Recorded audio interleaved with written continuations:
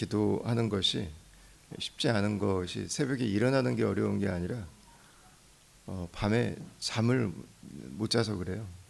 그래서 저녁에 좀 주무시는 시간들을 잘 좀 조절하시고, 또 낮에 저희가 컨디션 조절을 잘 못하면 새벽에 나와서 기도하면서도 뭔가 잘못되고 있는 것처럼 느끼기 때문에 새벽에 기도하기 위해서는 여러분들의 다른 에너지들은 좀 최소화하시고 기도할 수 있도록, 특히 저녁 시간들을 좀 잘 짧게 자고 나와서 기도하려고 하지 말고 푹 자고 나오셔서 기도에도 문제가 없도록 여러분 집중해 주시면 아마 기도하시는데 훨씬 더 많은 힘이 되실 것 같습니다. 자, 요셉도 요셉의 집도 요셉의 인격도 요셉 집의 문화도 뭐 그렇게 멋지지 않았습니다. 오히려 멋지기보다는 더 우리가 볼 때 좀 위태위태한 어려움이 있는 그런 가정들이었습니다. 집이었습니다. 하나님은 바로 그런 가정에서 자라던 요셉에게 꿈을 주셨습니다. 그리고 하나님은 그 꿈을 통해서 요셉을 인도해 주셨습니다. 우리가 어떤 가정에서 자랐는가, 내가 지금 살아가고 있는 가정이 어떤 곳인가 하는 것은 하나님께서 꿈을 주시기에 아무 문제가 되지 않습니다. 하나님께서 내 인생을 인도하시는데 아무런 장애가 되지 않습니다. 오히려 내 안에 있는 결핍이 하나님의 꿈을 만나고 하나님의 인도하심을 만날 때 그 인생은 다른 사람들이 감당할 수 없는 에너지로 주의 일하심을 보게 되는 그 귀한 역사가 있어요. 그래서 오늘 요셉에게 주셨던 이 꿈이 나는 우리 다음 가족들의 모든 가족들에도 우리 심령에도 동일하게 임하게 되기를 축원합니다. 또 우리 영상으로 함께 하시는 분들에게도 하나님께서 우리에게 주셨던 꿈을 다시 한번 회복하고 하나님께서 우리에게 주시는 꿈을 따라 살아가는 인생이 될 수 있기를 바랍니다.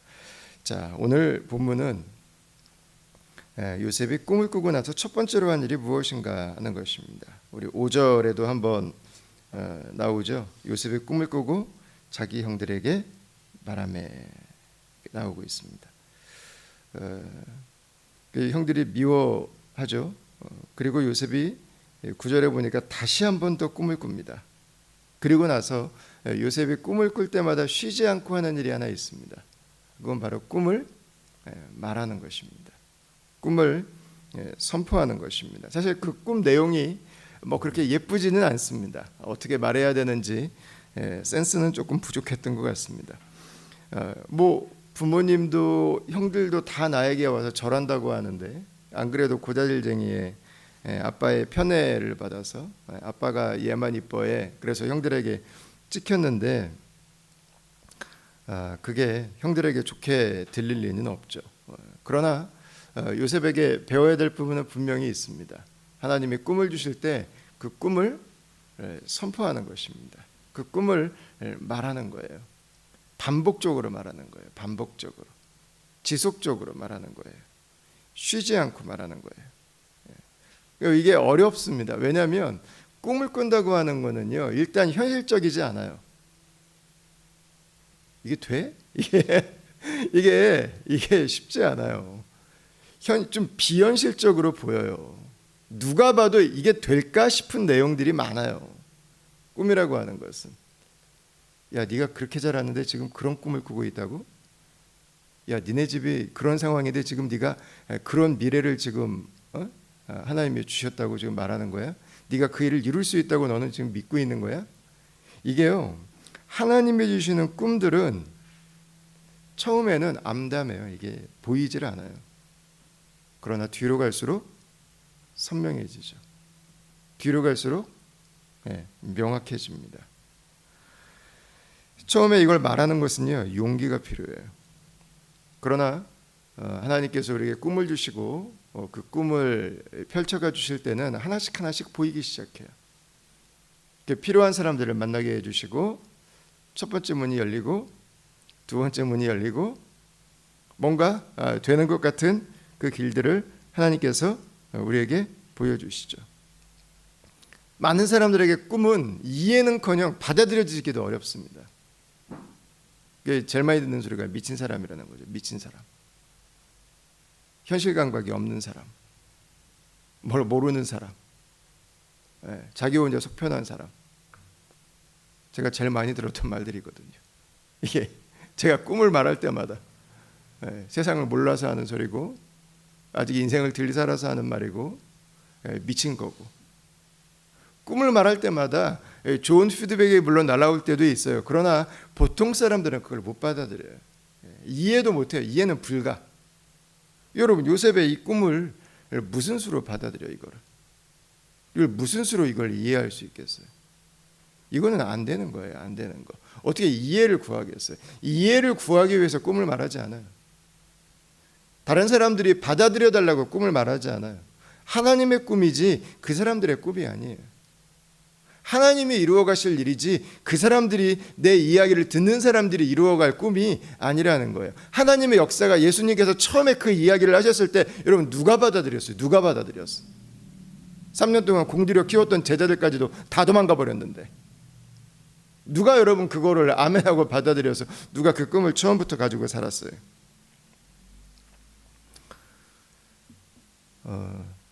꿈은 내 안에 가만히 있을 때는요 아무 문제가 되지 않아요. 사람들에게 불편한 말을 들을 필요도 없고 그 꿈 때문에 어려움을 겪지 않아도 돼요. 꿈은 말하면서부터 반대에 부딪혀요. 꿈은 말하면서부터 좌절을 맛봐요. 꿈은 말하면서부터 내 믿음이 시험받기 시작해요. 도전받기 시작해요. 이게 진짜 하나님이 주신 건가? 내가 원하는 건가? 내가 지금 밀려가는 건가? 하나님이 이루실 일인가? 그냥 얌전히 가만히 조용히 내 마음에만 일평생 그냥 묻어두고 가만히 가면 아무 어려움 없어요. 욕 들어먹을 일도 없고 그냥 평안히 갈 수 있어요. 그러나 하나님의 꿈도 절대 이루어지지 않겠죠. 하나님이 누군가 다른 사람들을 통해서 그 일들을 이루어가겠죠. 꿈을 말할 때부터 요셉처럼 미움이 시작돼, 저항이 시작돼. 그 꿈이 절대 이루어지지 않을 것 같아요. 그런데 바로 그것이 하나님께서 그 꿈을 이루어 가시는 증거가 돼요. 모두가 안 된다고요. 모두가 안 된다고. 그런 일은 일어날 수 없다고. 잘 아시지만 헨리 포드가 말이 없는 마차를 만들려고 했을 때 사람들은 다 비웃었거든요. 자동차를 자기가 만들려고 했을 때 모든, 어떻게 말이 없는데 마차가 스스로 움직여져요. 다 비우셨어요. 우리는 전화기가 그냥 전화하는 건 줄 알았잖아요.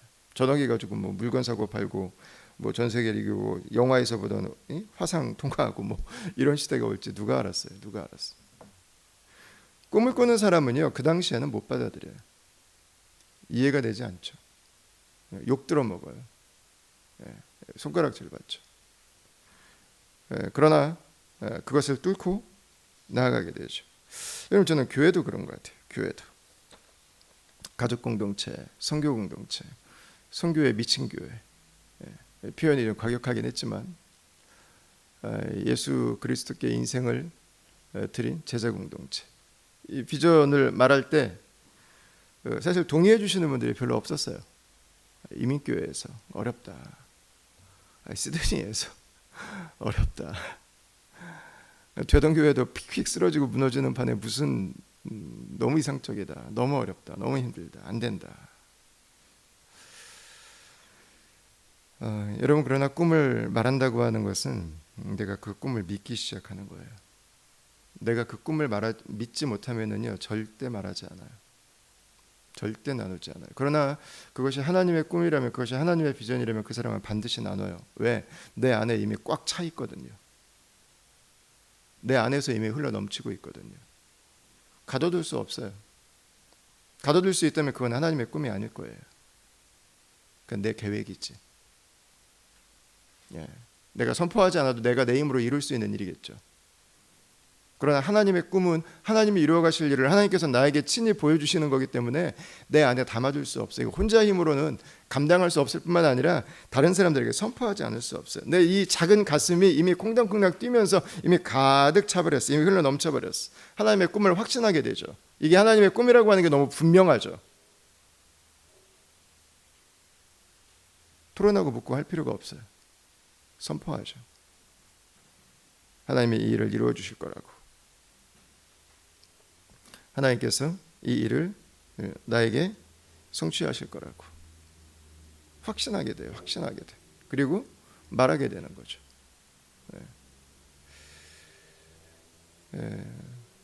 우리의 언어는 우리의 믿음을 보여주죠. 우리가 말하는 거는 믿는 거예요. 왜 그 말을 해요?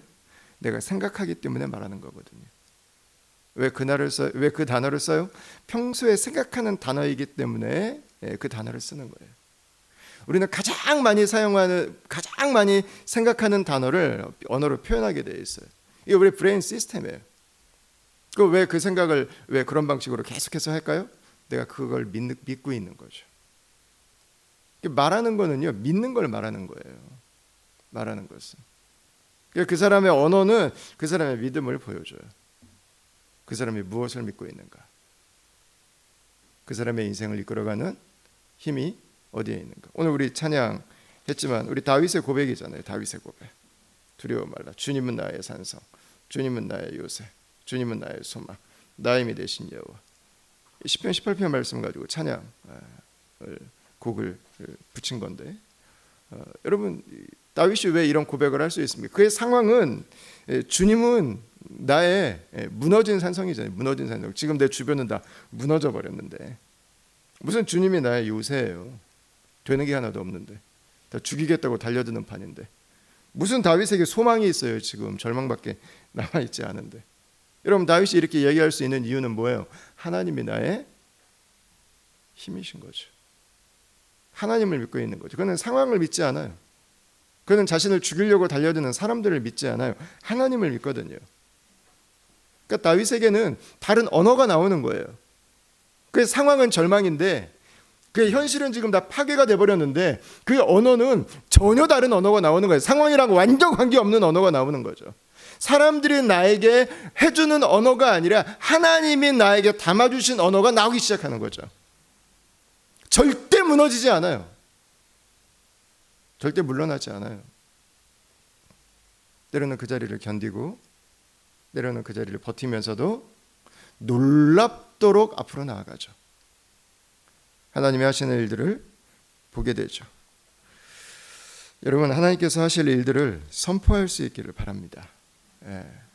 내 인생에 대해서도 절망이 많은 시대인데 내 삶에 대해서도 별로 내 삶이 뭐 그렇게 핑크빛이 아니다 싶어도 하나님께서 내 인생을 인도하신다면 여러분 하나님께서 하실 일을 선포하십시오.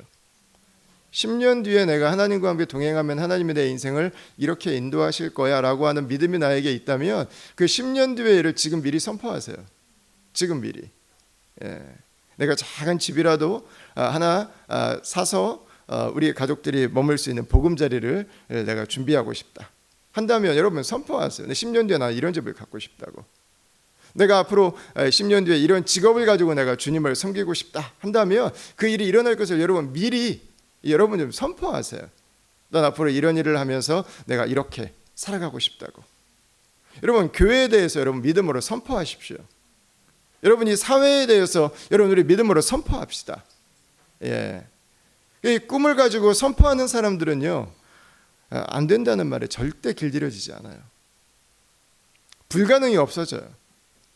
안 해봤잖아요. 우리 안 해봤잖아요. 10년 동안 주님과 함께 그 일들을 소망하면서 우리 안 가봤잖아요. 그거에 대해서 안 된다고 말할 필요가 전혀 없어요. 하나님께서 이 일들을 나에게 말씀해 주시고 하나님께서 이 일들을 하신다면 여러분 선포하십시오. 믿음으로 선포하는 사람은 될 길을 찾아요. 어떻게 하면 이게 이루어질까를 고민하기 시작하죠. 그리고 그 방향으로 움직여요. 그러나 안 된다고 생각한 사람은 될 게 없어요. 왜냐하면 하는 게 없기 때문에.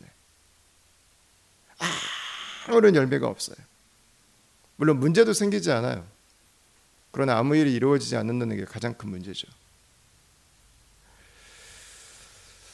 여러분, 불가능하다고 불가능을 입증하는 것은 어렵지 않습니다.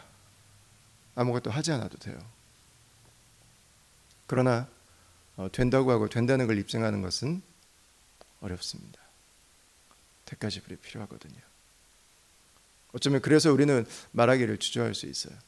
내가 이 말을 하면 이 말대로 살기 시작해야 되거든요.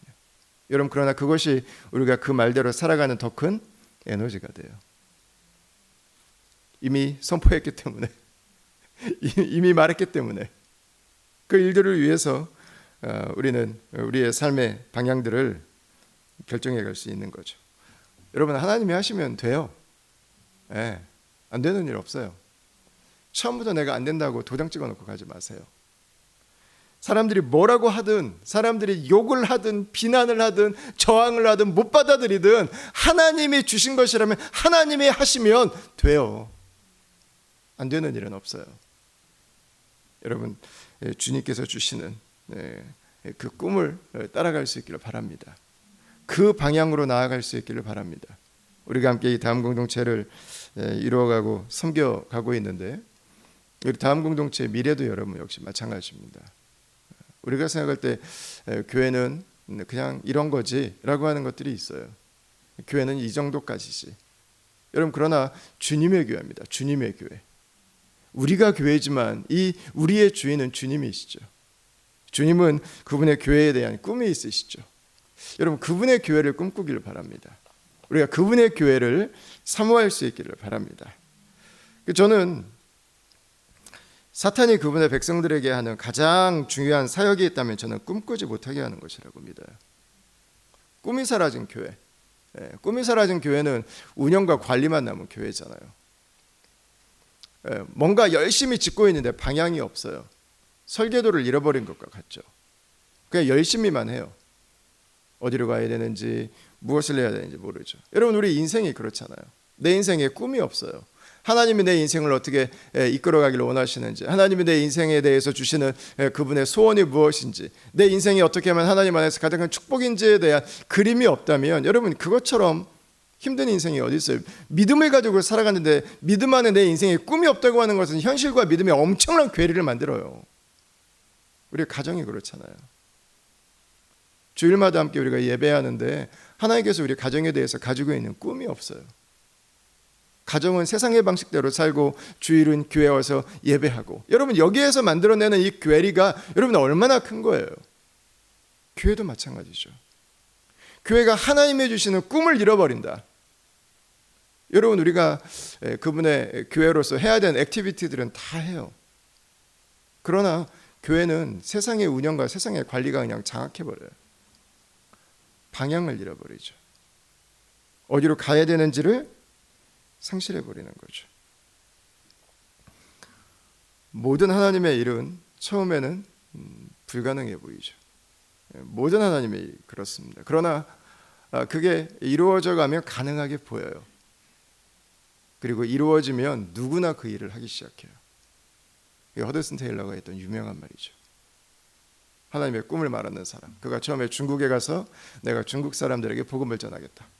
중국 특별히 내륙 사람들에게 복음을 전하겠다. 모든 사람들이 만류했어요. 불가능하다고. 그러나 그는 자신만 들어간 것이 아니라 1000명이 넘는 젊은이들에게 도전을 해서 영국과 유럽에서 중국 내륙에 있는 젊은이들이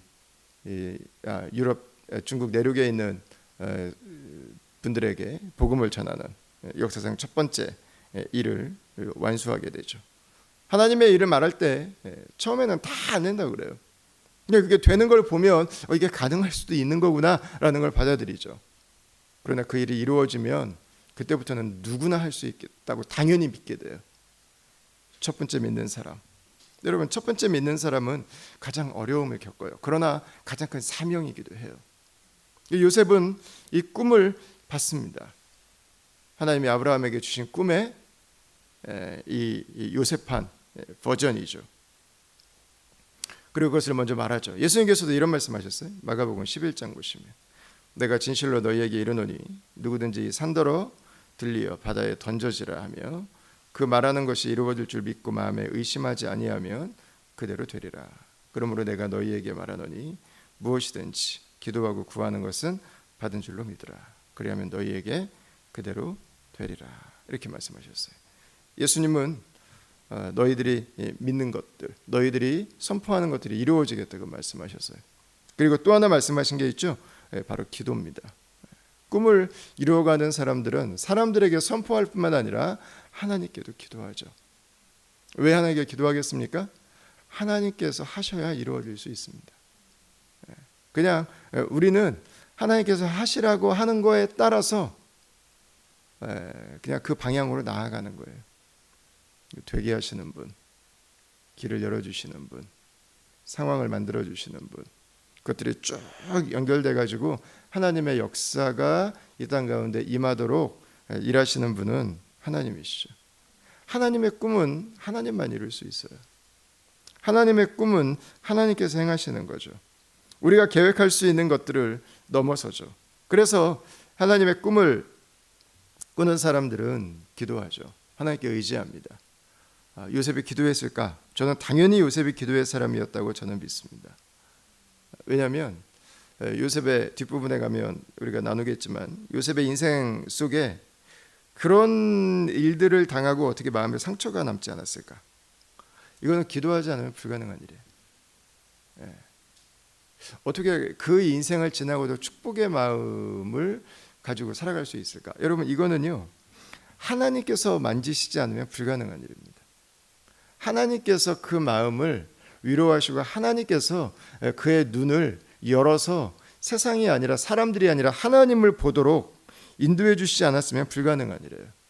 매일매일 지속적으로 그 많은 유혹과 그 많은 배신과 그 많은 도전과 그 많은 거절 속에서 요셉이 상처로 남지 않고 계속해서 하나님의 꿈을 향해 나아갈 수 있었던 이유는 저는 기도에 있다고 믿습니다.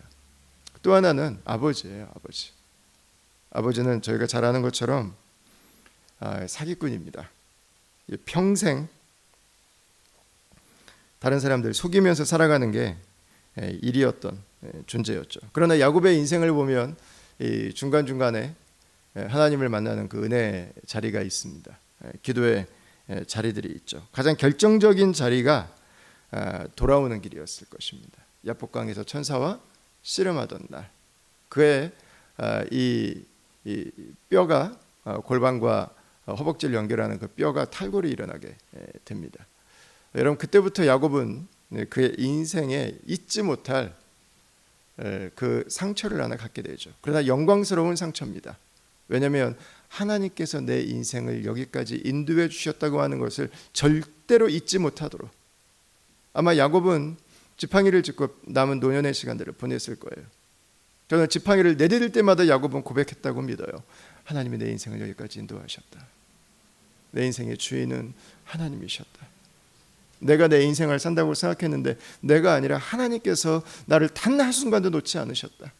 그 사기꾼 같은 나를, 나밖에 모르던 나를, 그 악한 나를, 그 독한 나를, 무조건 이겨야 직성이 풀리던 나를 하나님이 포기하지 않으셨다.